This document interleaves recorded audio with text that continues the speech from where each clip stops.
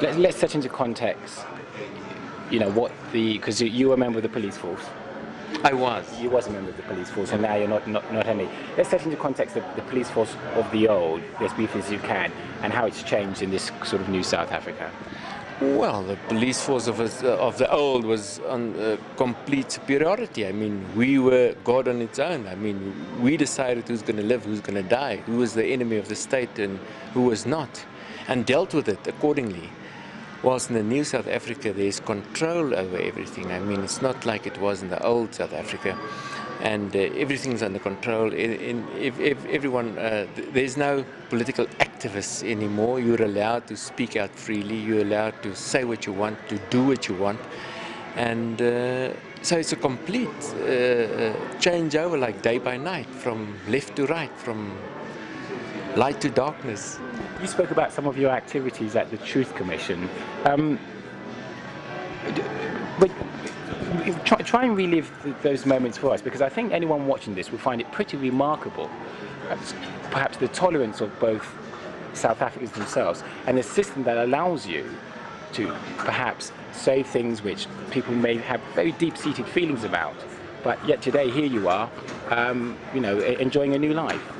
Well, let me tell you, from day one, when I left the country in 1989 to reveal, to expose government-sanctioned Dir Coetzee, I said the only way to a future would be to make peace with our past. And the only way to make peace with your past is to talk about your past. If you want to forgive and forget, is to know what to forgive and what to forget. If you want to bury the past, you must know what you are burying. So on my own, I was a pioneer, I would say, for the Truth and Reconciliation Commission that is in existence today. So when they came forward with a outreaching hand, President Nelson Mandela and Bishop Tutu of Peace and Reconciliation, I was the first one in the queue to accept, because that was my idea. That was the only way for me forward. So I am very pleased that we were given the opportunity, as coming from the old order with the atrocities and all that we have committed as policemen, to have the opportunity to come to terms with the past in the way it's happening today through the Truth and Reconciliation Commission.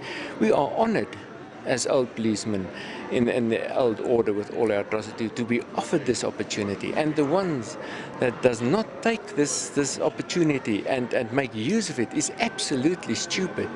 If you take where Jean de Kock ended up today, is now at this present moment in maximum security prison in Pretoria, whilst I am out. Why? Because I made use of the opportunity, I agreed with the system, I was glad for the opportunity offered to me, and I reached out. And I can only hope that time will help the families and the relatives of those that I've harmed to come to terms with the past, because So you understand how they may feel at the moment? I completely understand. I can understand the hostility, the can't make peace with the man Dir Coetzee who killed. I can understand it.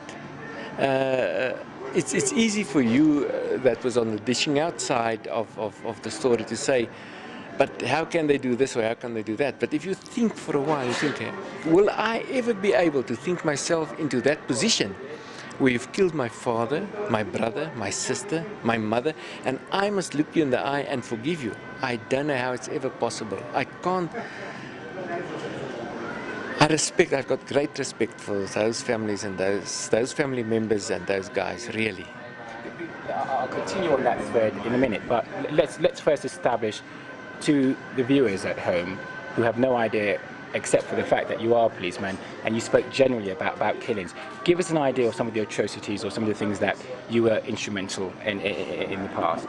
Well, if you think of the horrible, I mean, the most famous one is this is the slaying of the political activists called in those days. Griffith Mlengi was an attorney. He acted in good faith within the law for the freedom fighters that were caught inside the country. And what did you do? And we captured him, abducted him, myself and my men abducted him on orders, and stabbed him 45 times, slit his throat from side to side, stole his car, burned out his car on the Swaziland border to give the impression that it was the freedom fighters that killed him and not the South African police. So a horrific murder that we have committed. The others were, for instance, two activists that we've given in knockout drops. We shot at point blank in the head, put into a pyre of tar and wood, and burned to ashes. Got rid of their remains. So, but do you take any responsibility in this? Or do you, I take full responsibility. I take full responsibility for it. I mean, I was as part of it as anyone. The person who gave the instruction. I was the guy who orchestrated it. I was the guy in whose hands it was left to execute that instruction, and I orchestrate. So I'm as guilty as the guy who gave the order. I'm as guilty as the guy who pulled the trigger. I'm as guilty as the guy who stabbed Mnenge, for instance. I'm just as guilty as he was.